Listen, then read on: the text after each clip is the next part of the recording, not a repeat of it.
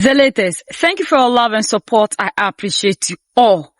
Ecowas cannot just do away with their brothers and sisters in Mali, Niger, and Burkina Faso because they still believe that their brothers in Burkina Faso are still part of the Ecowas bloc and they still want their leaders back into the bloc, especially with their argument that they always bring out that these insurgencies are spreading to other parts of West Africa, and for that matter, we need these our brothers and sisters in Mali, Niger, and Burkina Faso back into the ECOWAS bloc so together we can unite to fight against these insurgencies. So ECOWAS has decided to send the former Guinean Prime Minister to go and be the mediator between ECOWAS and Mali, Niger, and Burkina Faso leaders. But one thing these leaders in ECOWAS need to understand is the leaders in Mali, Niger, and Burkina Faso made it clear to these people that they don't want to come back into the bloc. And their reason is, instead of ECOWAS serving the interests of the people, ECOWAS is rather interested in serving the interests of the oppressor. Like Julius Maada Bio said at Davos, that the leaders in Africa, instead of them coming together to protect the citizens or the people, they are rather serving or protecting the interests of the oppressor. That is the borders that he referred to. So, the mission for the leaders in Mali, Niger, and Burkina Faso is totally different from what we are seeing when it comes to the leaders in ECOWAS.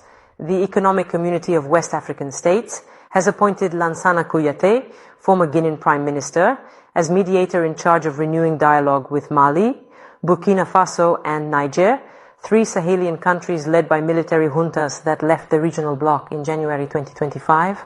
So, Samson, what is the interest for ECOWAS in renewing ties with the AS countries today? Yes, first I'd like to clarify one point, which is that now we're no longer talking about a return. We're talking about just creating a framework for dialogue. We don't want these countries to come back into ECOWAS yet. Not talking as return? To within ECOWAS then. This is justified by the fact that even if we're angry, we share the same geographical space. And for that, we must be able to talk about infrastructure projects, and especially security projects together. Because the jihadists don't know where the AES ends and where ECOWAS begins. For them, it's a caliphate, it's emirates, it's territories, and it stops there.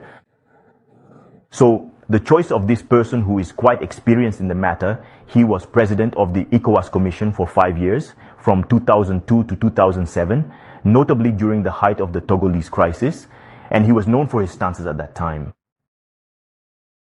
To play this role is, in my opinion, a rather good choice. But my concern lies in the amount of time allotted. He was appointed for 3 renewable months. So in 3 months, faced with what is currently strong suspicion from the AES countries regarding the role played by certain ECOWAS countries, I'm talking here, for example, about Niger and Benin, where Niger continues to accuse Benin of harboring jihadist bases, and other countries like Mali too, and BFIC, and Burkina Faso, Ivory Coast. I wonder what significant progress he'll be able to achieve in such a short time frame. Now, he was appointed by the highest authorities. He had the blessing of the Conference of Heads of State and Government. I think, therefore, that all the tools will be put at his disposal so that he can manage to obtain solid agreements regarding the free movement of goods and people, and regarding the jihadist struggle as well. Because believe it or not, when you see the map currently, the jihadist threat is getting closer and closer to the coast. So in what way is the dialogue with ECOWAS crucial? The dialogue between ECOWAS and the AES? You'll notice that even in previous wars throughout history, there has always been a so-called red telephone, which is a special line through which we communicate. Even if we're at war, even in times of conflict, we still look each other in the eye, as the saying goes. Even if we're fighting, we look each other in the eye. So we're forced to be in a same geographical sphere, which is ECOWAS, and then the AES broke away, but we live together. And the jihadist threat that is currently raging knows no borders. So it's better to agree on the essentials rather than the fluff of French imperialism. We don't want it anymore.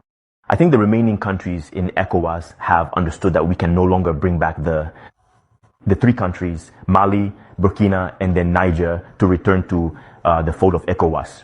So it's better to talk with them now as equals, and I think they also wanted to create their own bank, create their own currency. They now also have a strength. This strength is recognized. It's what we call the balance of power. They've created a balance of power with the remaining countries in Ecowas. So these countries must talk with them as alter egos and in good faith. And I think that, well, it's the deadline given to Alassane Ouattara that is very tight. In 3 months, I don't think much can be done. But the beginning of anything is worth considering. We'll see what it leads to. And I encourage it. We know him, right? He's someone who hasn't had many complaints against him during his time as Prime Minister. Even while at the ECOWAS Commission, he still has a certain moral integrity, which is why he was chosen. And I'd like to send that to those who think they can just sleep in power. One can also leave. And one could be sent to be a mediator somewhere. So, your fellow debaters are talking about security, but as an economic analyst, will it perhaps also involve trade exchanges between the AES countries and those of ECOWAS?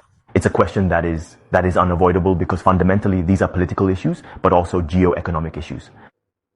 Togo is a country that knows this issue very, very well because we are the entry point for quite a few imported resources for the landlocked countries, as we say here. With the port of Lomé? Oh yes, with the port of Lomé as an important entry point. In fact, the Togolese played their cards relatively well in the squabbles between the Sahel and Benin, for example. They kind of outmaneuvered them regarding their port at the time. Well, from an economic intelligence standpoint, it was rather well played, and I think it continues to serve them well today. When you consider, for example, that I think the Togo must be around 60% of exports to them, just in terms of re-exports from the port that we send back to them. So it's an ally that is, it's an actor that we cannot ignore because it's truly the heart of a good part of our activities at the port level. Togo is a bit like a kind of tube there that sucks in imported products from the coast and sends them back. Except that's Togo in particular. Today we're talking about the AES and ECOWAS as a whole. Yes, of course. And it's much the same because the trade remains the same, whether it's from the port of San Pedro in Ivory Coast or even from Lagos. You can't really escape that. Not to mention, of course, the specific nature of the products the two zones trade. If you recall a bit from your geography lessons, there's what's called humid coastal West Africa. So that's us, the coastal countries. And then there's Sudano-Sahelian West Africa. So strangely enough, they're the ones who made the break within the Sahelian strip. So there are still specific products that we import from each other. Togo, for instance, at one point, the question arose as to whether we'd be affected when Burkina Faso, for example, suspended tomato exports quite recently. So there are still quite strong relationships between us. And in any case, politics isn't going to change that. The countries are where they are, and the economy is what it is. People continue to trade products without worrying about the fact that the two presidents or the three presidents are at odds, in a rift, or are having a dispute. Besides, we'll note that Benin, quite recently with Mr. Wadagni, who's starting to position himself for the presidential election on April 12th. He's starting to suggest nonetheless that we need to reconcile with certain neighbors in the sub-region, because at some point, when the arguing is over, the economy remains the economy, business remains business, and that must be considered. So when you have so many interests that go together, namely security on one hand and the economy on the other, disputes can't last for too long if we're being reasonable. So we're talking about a crucial dialogue, but will it be simple? Not at all, because there's a huge amount at stake. Plus, in 3 months, I think this mandate will be renewed quite quickly, but... So the time frame is an issue? From my point of view, it's quite short. It's quite short. Either, well, they want to be cautious to start with, test the waters and see how it goes. But it's obviously quite short. But still, in 3 months, it allows for a show of will to say, well, we want to take a step and then see how it goes. We're actually quite good at that, at these kinds of somewhat behind closed doors negotiations where we do things without appearing to do them, and then one day an agreement suddenly comes to light. So we'll see what the 3 months bring, and then we can always take stock. Samson, so what are the assets, as you were saying before, the assets of Lansana Kouyaté? It's his moral integrity, for example, to be able to succeed where his predecessors failed. Well, he hasn't really had a predecessor, actually. Most of the people who were there before wanted to bring the countries back into the ECOWAS fold. I think the roadmaps are quite different. So he's someone who's quite respected, precisely. He has moral integrity. He's quite affable, and I think he's someone who's already known in the corridors of the Sahelian presidential palaces, and who will be able to speak on, I wouldn't say an equal footing, but who will be able to convey the message from the coastal countries to those countries so they can understand. For example, I'll add something. Even the people at the borders are the same. When you go to Malanville, those in Malanville and those in Gaia are the same people. Malanville, Benin-Niger border. Malanville is the border and Niger. But when you go to Gaia or Malanville, in Malanville they speak Dendi, but Dendi is a bit like the Yue of Lome and the Yue of Ghana. That's how it is with Dendi and Zarma. And Zarma is pretty much the same language as Songhai too. So these are people for whom, no matter how much we close the border, first of all, no African country has the capacity to systematically control its border. So people continue to move around and engage in trade. And when we don't oversee this, when we don't regulate it, jihadists also slip in and now start carrying out attacks here and there.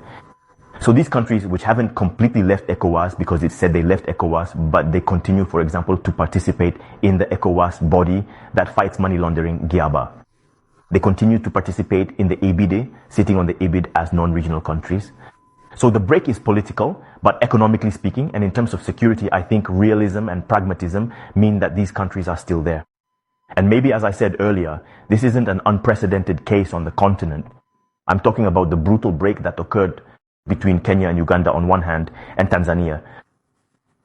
Today, the East African community has been reconstituted and even surpasses ECOWAS on many indicators. Even though for a time they were like cats and dogs, they weren't even speaking to each other. So I'm one of those who think that after this Russian, Chinese, American, French adventure and all that, geography and the reality on the ground will bring us back together. And we'll be stronger because often after these kinds of episodes, when we get back together, we now know the priorities, we know where we're going, and we move faster too. The leaders in ECOWAS cannot tell us that. They don't know the reason to which we are having these insurgencies, because our leaders in Mali, Niger, and Burkina Faso just don't always talk. They come with proofs that Benin Republic, Ivory Coast, and look at what even happened in Burkina Faso when it came to Harry Damiba, that he was the one who was doing the, you understand the issue that came out with Paul Santiago. They brought out evidence. They brought out evidence. And the same people that are causing us harm, causing us pain, are the same leaders that we are seeing, the leaders in ECOWAS, dining with. So how do you expect the people that are chasing the leaders in Mali, Niger, and Burkina Faso to now come back to the ECOWAS bloc? And we ask our leaders, must we all be in one bloc before we now come to the realization that we can work together as a people? Besides, there was one time the ECOWAS president said in one of the business forum meetings that it is not about us all belonging to one bloc. Elsewhere outside of Africa, we have these organizations. So if Mali, Niger, and Burkina Faso decided to be away from ECOWAS, they need to recognize that. But that doesn't mean that they still can't work together. If only our leaders will be sincere and they want to fight against these activities, then we should be ready to do away with all the military bases. We should be ready to follow the steps that Mali, Niger, and Burkina Faso leaders are taking by kicking away all the bases, because we have realized that even with these bases, we are not protected. We have seen that in the Gulf states. We've seen that in the Gulf states when this Iran war break out. So, why is it that our leaders are thinking about unity, bringing back Mali, Niger, and Burkina Faso into the ECOWAS bloc, yet they are not ready to distance themselves away from the same people that are chasing the leaders in Mali, Niger, and Burkina Faso? If our leaders are sometimes pretending about what is happening, we even heard this thing in the U.S. Congress when they told us openly that they are the ones sponsoring Al-Qaeda, ISIS, jihadists. So if these are the people sponsoring these people and they are causing us pain, why not all of us come together and fight against the people doing the sponsoring? Because when the sponsoring stop, we'll have peace in Africa. But because of people interest, Africa is not knowing peace. And our leaders are not ready to tackle the root cause of what we are going through.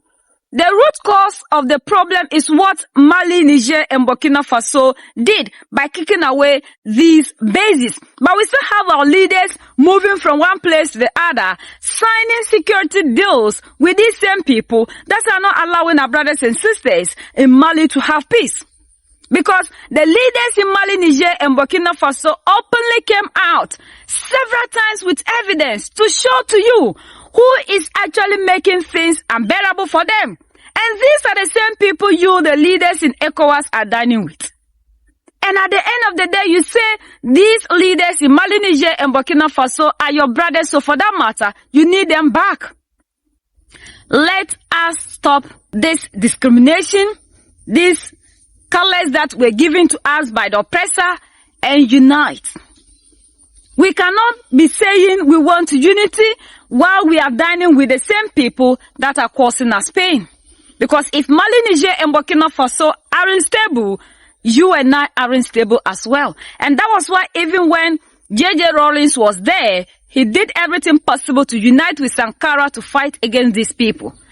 Unity is the only thing that can save us. And uniting without readiness to sack the people that are causing the division, there's nothing that we have done. Even if Mali, Niger, and Burkina Faso leaders decide to come back to ECOWAS, and we are still not ready to move away from the same people that are dividing us, the unity will not happen.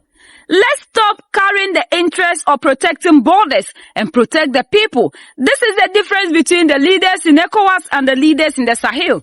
Leaders in ECOWAS or those in the democratic elected are protecting borders, while the leaders in Mali, Niger, and Burkina Faso are protecting the people. So how do you expect people who are in light to then come and team up with those in darkness?